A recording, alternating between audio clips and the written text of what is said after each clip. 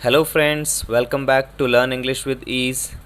तो चलिए शुरू करते हैं आज का ये टॉपिक जिसका नाम है एरर डिटेक्शन। एंड मैं आपको बता दूं, एरर डिटेक्शन का ये पार्ट 4 है। अब तक अगर आपने पिछले वाले पार्ट्स नहीं देखे हैं तो प्लीज़ आप देख सकते हैं, चैनल को सब्सक्राइब कर सकते हैं। तो जल्दी से चैनल को सब्सक्राइब कर दीजिए और वीडियोज़ को देखिए, उनको लाइक कीजिए और शेयर भी कीजिए। चलिए शुरुआत करते हैं। तो जैसा कि आप देख पा रहे हैं स्क्रीन पे, यह रहा आपके सामने पहला सेंटेंस।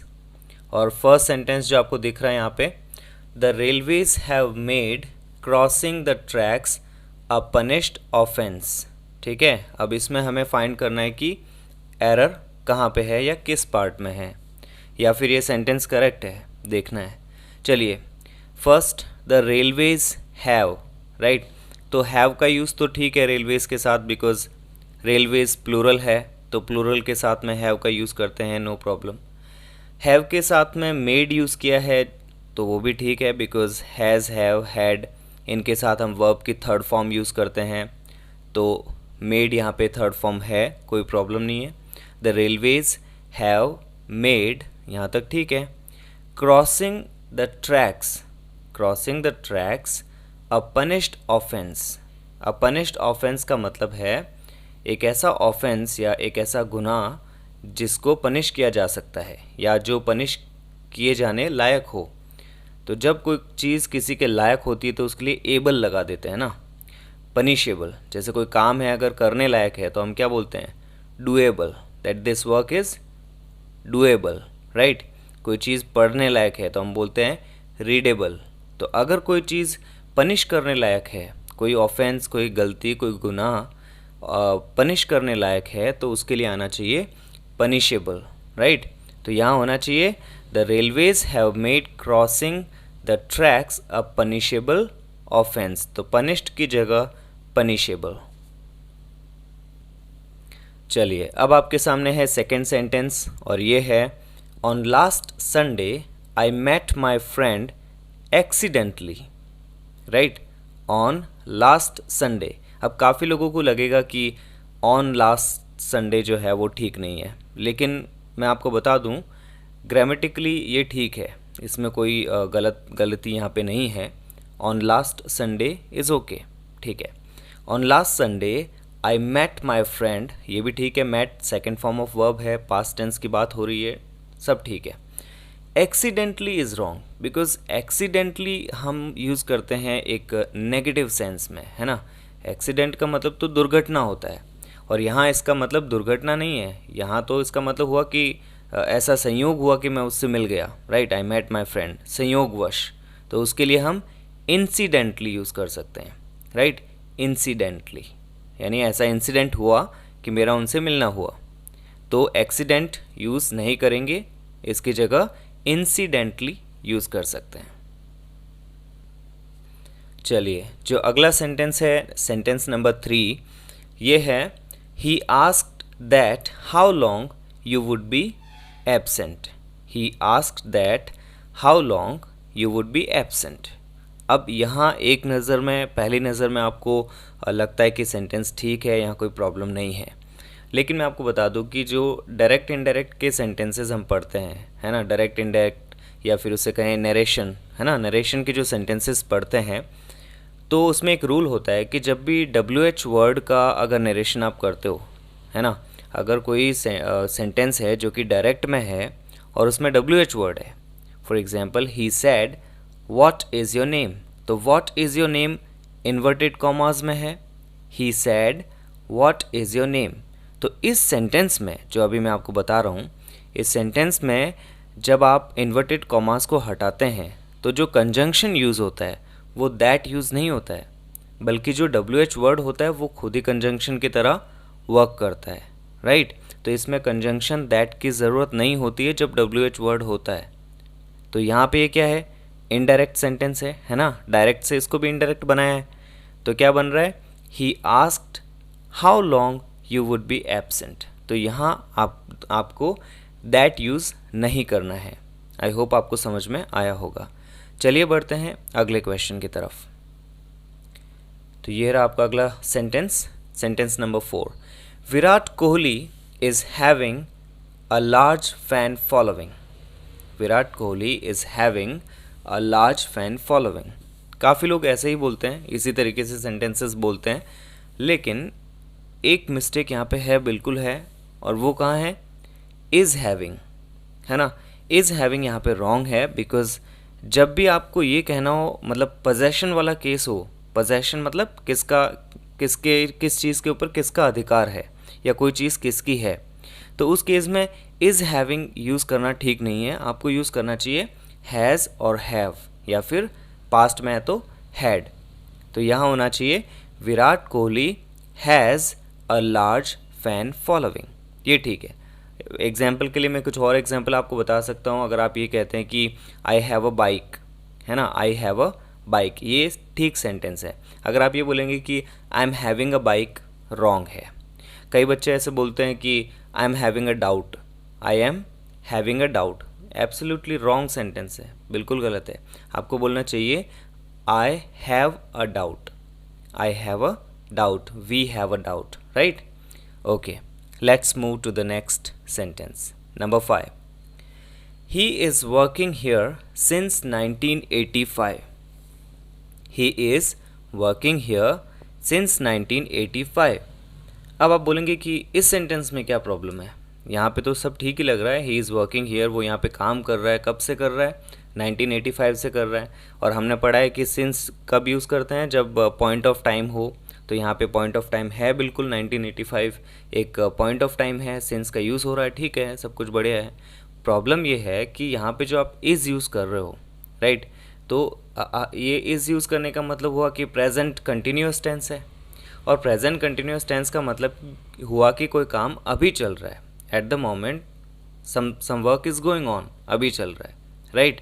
लेकिन यहाँ जो हम कहना चाह रहे हैं, वो क्या कहना चाह रहे हैं कि वो 1985 से यहाँ पे काम कर रहा है, मतलब अभी तो कर ही रहा है, लेकिन ये काम बहुत पहले से वो स्टार्ट कर चुका है, 1985 से। तो जब भी कोई काम पास्ट में स्टार्ट हुआ और अभी तक कंटिन्यूस है, पास्ट में स्टार्ट हुआ और अभी तक कंटिन्यूस है, चल रहा है, तो उसके लिए present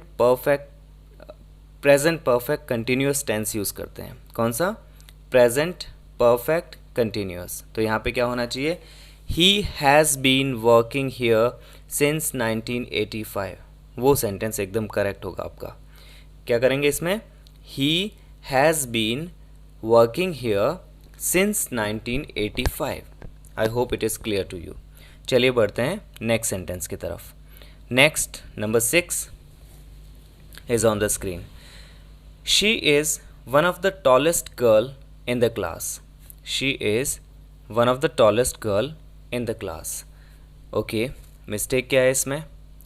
one of the tallest girl in the class. देखिए, टॉलेस्ट आपने जब बोला द टॉलेस्ट, तो द टॉलेस्ट बोलते ही तो इसका मतलब हो गया कि वो सबसे लंबी गर्ल है क्लास में, द टॉलेस्ट, है ना, सबसे लंबी हो गई। तो जब सबसे ही लंबी है तो फिर वन ऑफ यूज़ करने का कोई सेंस ही नहीं है। तो आप सीधा बोलिए कि she is the tallest girl in the class. She is the tallest girl in the class. There is no sense of using one of. One of use नहीं करेंगे यहाँ पे। हाँ, अगर आपको ये कहना है कि वो क्लास में जो लंबी लड़कियाँ हैं उनमें से एक है, अगर आपको ये कहना है कि क्लास में जितनी भी लंबी हाइट की जो लड़कियाँ हैं वो उनमें से एक है, तो आप बोलेंगे she is one of the tall girls in the class. She is one of the tall girls in the class, right? आप उसमें tall girls यूज़ कर सकते हैं तो चलेगा। लेकिन जब आप ऑलरेडी आप द टॉलेस्ट बोल रहे हैं तो फिर इसका साफ मतलब है कि वो सबसे लंबी है, तो उस केस में आपको वन ऑफ यूज़ करने की ज़रूरत नहीं है। चलिए बढ़ते हैं आगे। सेंटेंस नंबर 7, 8 भी विजिबल हो रहा है, मैं उसको 8 को हाइड कर देता हूँ। चलिए ठीक है। Sentence number 7, We are certain that the minister is not only greedy but corrupt. ये बड़ा इजी सा सेंटेंस है ना। इस सेंटेंस में तो आपको आसानी से एरर पकड़ में आ भी सकती है। कैसे? क्योंकि हम जानते हैं कि एक सेंटेंस स्ट्रक्चर होता है, ये जो है इसका नॉट ओनली बट ऑल्सो वाला, right. Not only but also, ये तो हम क्लास 6, 7, 8, 9 में पढ़ते हैं, नॉट ओनली बट ऑल्सो। तो यहाँ पे क्या आना चाहिए, we are certain that the minister is not only greedy but also corrupt. Because यहाँ पे दो चीज़ें हैं, ग्रीडी भी है वो और करप्ट भी है। तो यहाँ पे हम हिंदी में जब सेंटेंस को बोलते हैं तब भी तो हम भी का यूज़ कर रहे हैं, भी, है ना, और उसी को तो ऑल्सो हम उसके लिए हम ऑल्सो यूज़ करते हैं इंग्लिश में। तो क्या होना चाहिए, minister is not only greedy but also corrupt, यानी वो ग्रीडी भी है और करप्ट भी है। Next, number 8, with little creativity and hard work the project could have been completed successfully. बात तो बिल्कुल सही है कि अगर थोड़ी सी आप क्रिएटिविटी और हार्डवर्क और लगाते तो आपका जो प्रोजेक्ट है वो सक्सेसफुली कंप्लीट हो सकता था। कुड हैव बीन यानी हो सकता था, है ना, सक्सेसफुली कंप्लीट हो सकता था, इसका मतलब नहीं हुआ, राइट। तो अब सेंटेंस तो ठीक है, इसमें कुछ गड़बड़ लग नहीं रहा, लेकिन एक छोटी सी मिस्टेक इसमें है, लिटिल, है ना।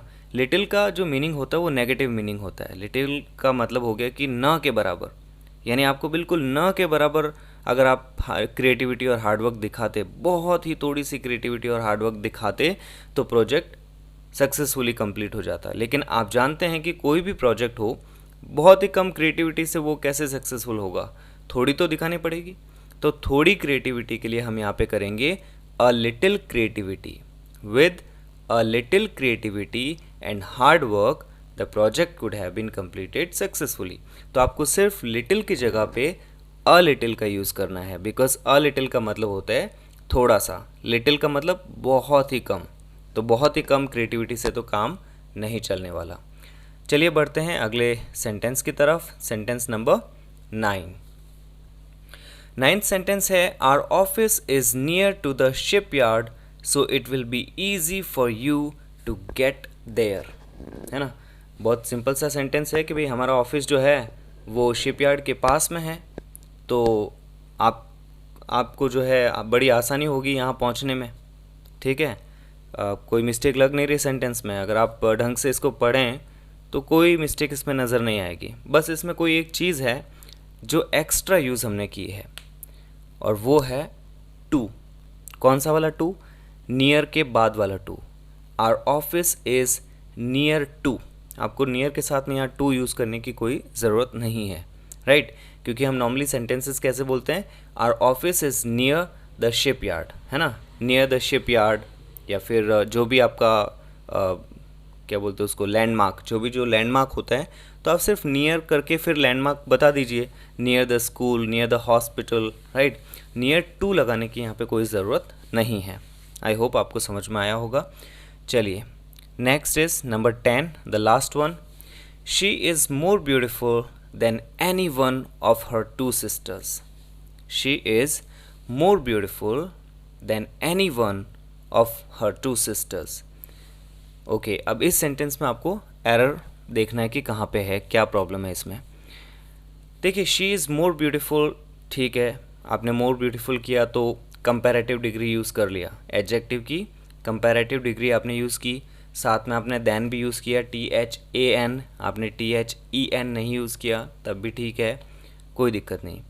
लेकिन बात यह है कि जब आप टू सिस्टर्स से कंपेयर उसको कर रहे हो तो फिर एनीवन की कहाँ ज़रूरत है।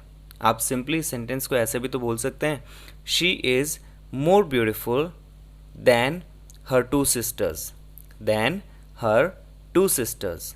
तो एनीवन ऑफ की कोई ज़रूरत यहाँ पे नहीं है। सिंपली आप सेंटेंस बोल सकते हैं, she is more beautiful then her two sisters, है ना। तो यहाँ पे क्या रिमूव करना है, एनीवन ऑफ, क्योंकि वो किसी भी एक सिस्टर से जो है खूबसूरत है, ब्यूटीफुल है, इस बात का तो कोई मतलब नहीं हुआ। आप सिंपली ये बोलो ना कि वो दोनों ही बहनों से ब्यूटीफुल है, किसी एक से ब्यूटीफुल है, ये कहने का क्या मतलब है, राइट। तो सेंटेंस के मीनिंग के अकॉर्डिंग यहाँ पे होना चाहिए, एनीवन ऑफ को यहाँ से रिमूव करना चाहिए, राइट। तो ये था आज का sentence correction, sentence improvement, error detection, right.